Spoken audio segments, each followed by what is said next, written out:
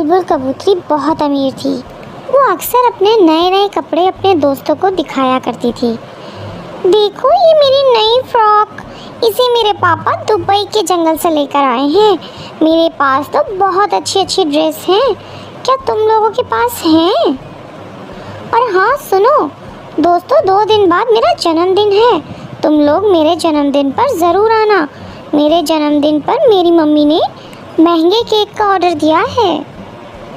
तभी उसकी सहेली रानी चिड़िया कहती है, बुलबुल कबूतरी तुम्हें अपना जन्मदिन गरीब चिड़ियों के साथ मनाना चाहिए। मैं तो अपना जन्मदिन गरीब बच्चों के साथ मनाती हूँ, मुझे बहुत खुशी मिलती है। छी, तू भी क्या बात करती है? मैं और गरीब चिड़ियों के साथ अपना जन्मदिन मनाऊं? मैं अपना जन्मदिन तो बहुत ही धूमधाम से मनाती हूँ। देखो बुलबुल कबूतरी, अपने पैसों का ज़्यादा घमंड मत दिखाओ। अरे मैं पैसों का घमंड कहाँ दिखा रही हूँ, मेरे पास अच्छे कपड़े हैं, यानी तुम लोग मेरे से जलती हो। मैंने तुझे बता दिया, मेरा जन्मदिन 2 दिन बाद है, तुम लोग आ जाना, ठीक है? ये सुनकर रानी चिड़िया अपने घर चली जाती है। घर जाकर वो अपनी माँ से कहती है, माँ मेरा जन्मदिन अगले महीने है, तू मुझे क्या गिफ्ट दोगी? अरे रानी बेटा, आज तू ये कैसी बातें कर रही है? तुझसे किसी ने कुछ कहा है क्या? हाँ मेरी माँ एक सहेली है बुलबुल कबूतरी, वो अपने पैसों का बहुत घमंड दिखाती है। 2 दिन बाद उसका जन्मदिन है, उसने मुझे अपना यहाँ इनवाइट किया है। तो क्या हुआ बेटा, तू चली जाना। इसलिए तो पूछ रही हूँ माँ कि तुम मेरे बर्थडे पर मुझे क्या गिफ्ट दोगी। जब मेरी सहेलियाँ मुझसे पूछेंगी तो मैं उन्हें क्या बताऊँगी? तो तू ही बता बेटा, मैं तुझे तेरे जन्मदिन पर क्या गिफ्ट चाहिए? माँ मुझे इस बार नए नए कपड़े चाहिए, क्योंकि मेरी दोस्त बुलबुल कबूतरी मुझे अपने कपड़े दिखाकर चिढ़ाती है, और मुझे नई सैंडल्स भी चाहिए। ठीक है बेटा, तू जो चीज़ मांगती है मैं ज़रूर पूरा करूँगी। 2 दिन बाद बुलबुल कबूतरी के जन्मदिन पर रानी चिड़िया बुलबुल कबूतरी के घर जाती है।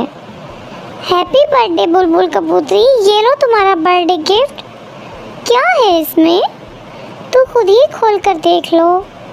बुलबुल कबूतरी झट से रानी चिड़िया का दिया हुआ गिफ्ट खोलती है। अरे इसमें तो कलर कॉपी है। मैं जानती थी रानी चिड़िया, तू ज़्यादा कुछ नहीं दे सकती। तुम गरीब पक्षियों के पास इतने पैसे कहाँ होते हैं जो मुझे तुम महंगे गिफ्ट दे सको? ये सुनकर रानी चिड़िया उदास हो जाती है। बुलबुल कबूतरी इस कॉपी का अपमान मत करो, गिफ्ट गिफ्ट होता है, चाहे वो छोटा हो या बड़ा। ठीक है रानी चिड़िया, ज़्यादा मुझे लेक्चर मत दे। जा अब जाकर बैठ जा, थोड़ी देर में केक कटिंग करेंगे। थोड़ी देर बाद टुनटुनी केक काटती है और अपने दोस्तों को नए नए गिफ्ट दिखाकर उन्हें नीचा दिखाती है। इस तरह समय गुजरने लगता है। जब टुनटुनी का जन्मदिन आता है, वो अपने दोस्तों को इनवाइट करती है। तब बुलबुल कबूतरी उसका मजाक उड़ाते हुए कहती है, रानी चिड़िया तू अपना जन्मदिन गरीब चिड़ियों के साथ मनाती है, मैं आकर वहाँ क्या करूँगी? मुझे गरीब पक्षियों से बहुत ही ज़्यादा नफरत है। लेकिन बुलबुल कबूतरी, एक बार मेरे बर्थडे पर आकर देखो तो तुम्हें बहुत अच्छा लगेगा। ठीक है, जब तू इतना कह रही है तो मैं आ जाऊंगी। शाम को बुलबुल कबूतरी रानी चिड़िया के घर जाती है। वहाँ रानी चिड़िया की माँ हलवे को केक की तरह सजाए हुए थी और कुछ गरीब चिड़िया के बच्चे वहाँ पर आए हुए थे। ये सब देखकर बुलबुल कबूतरी की आंखों में आंसू आ जाते हैं। वो रानी चिड़िया से कहती है, रानी चिड़िया तू ठीक कहती है, मैं अपनी अमीरी का घमंड दिखाती हूँ। सही मायनों में तो तू अपना जन्मदिन मना रही है। आज के बाद से मैं भी अपना जन्मदिन इन गरीब चिड़ियों के साथ ही मनाऊंगी। इनके चेहरे पर खुशी देखकर आज मुझे बहुत खुशी मिली है। बुलबुल कबूतरी, इस जहाँ में कोई भी अपनी मर्जी से गरीब नहीं होता। कोई जन्म से ही अमीर होता है तो कोई अपनी मेहनत से पैसा कमाता है। इसलिए हमें किसी गरीब का मजाक नहीं उड़ाना चाहिए। फिर बुलबुल कबूतरी उन गरीब चिड़ियों के साथ मिलकर रानी चिड़िया का जन्मदिन सेलिब्रेट रानी चिड़िया अपने माँ बाप के साथ रहती थी। वो बहुत गरीब थे। फिर उसके माँ बाप उन्हें उसकी शादी जंगल में रहने वाले गोलू नाम के कबूतर से करा दी। कुछ दिनों बाद रानी चिड़िया की सास जहेज की डिमांड करने लगी। रानी, अब तू जाकर अपने मायके से कुछ पैसे लेकर आ ताकि मेरा बेटा कोई अच्छा बिजनेस कर सके। माँ जी, मेरे माँ बाप बहुत गरीब हैं, कहाँ से वो पैसे देंगे? मैं कुछ नहीं जानती।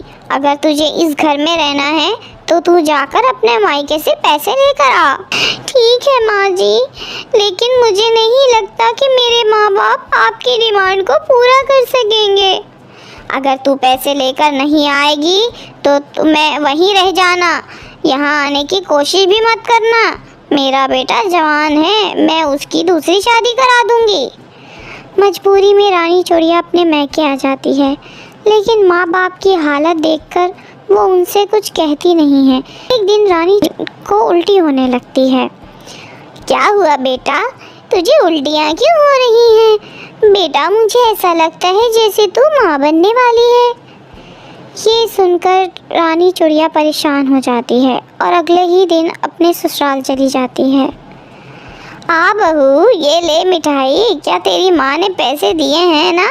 मैं कल ही गोलू को नया बिजनेस शुरू करा दूंगी।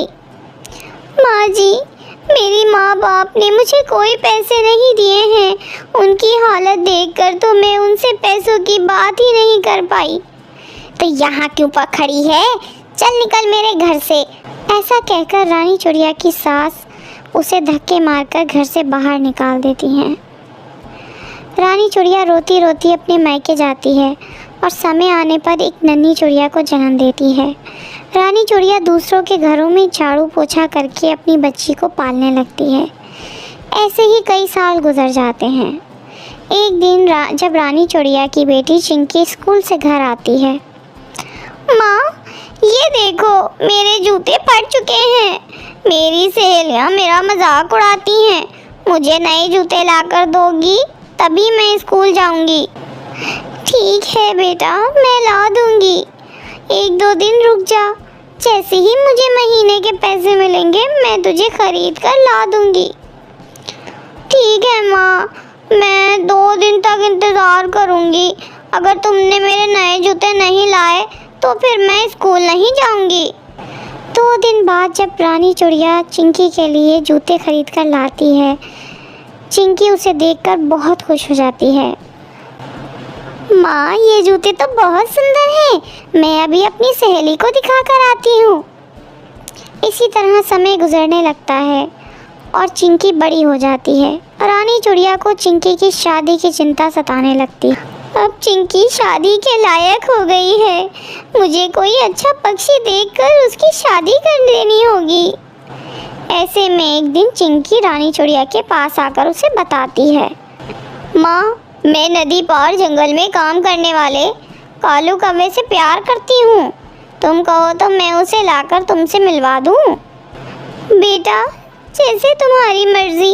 अगर तू उस कौवे के साथ खुश है तो मैं भी खुश हूँ। चिंकी उस कालू कौवे को रानी चिड़िया से मिलवाती है।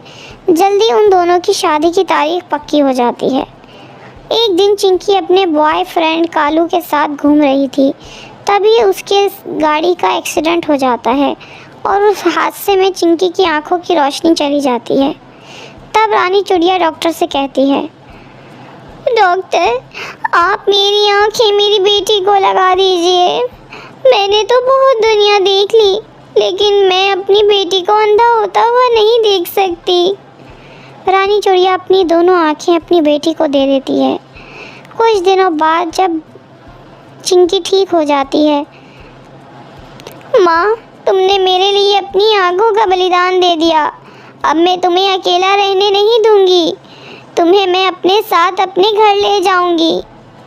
चिंकी की शादी पूरे रस्म रिवाज से हो जाती है और वो अपनी माँ को अपने साथ ससुराल ले जाती है। फिर सभी खुशी खुशी रहने लगते हैं।